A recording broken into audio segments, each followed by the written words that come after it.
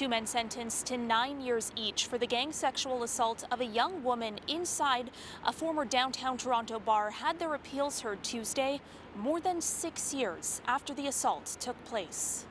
Former College Street bar owner Gavin McMillan and his bar manager Enzo De Jesus Carrasco were convicted of sexually assaulting and administering a noxious substance to the 24-year-old victim over the course of a night back in December of 2016.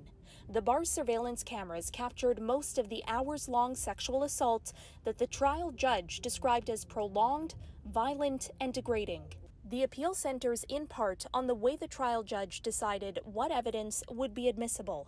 The original challenge had to do with the way the jury was composed, but the issue fell out of appeal due to a 2020 precedent-setting ruling from the Supreme Court. Why was this appeal allowed to drag on for as long as it has?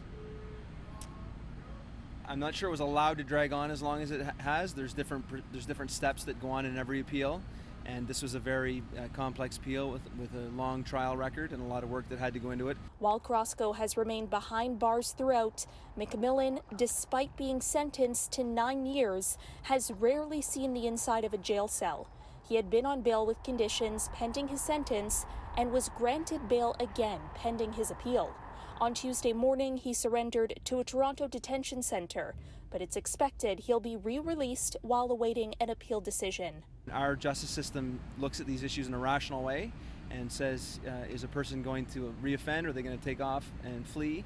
And if they're not, then the justice system recognizes that if you put the person in before they have their day in court, their day in court could be meaningless. The system is messy.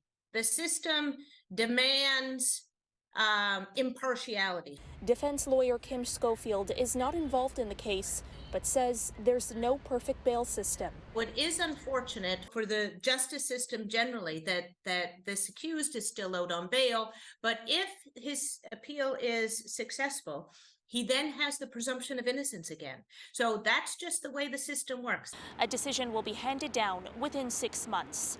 Outside Osgoode Hall, Caryn Ceolin, City News.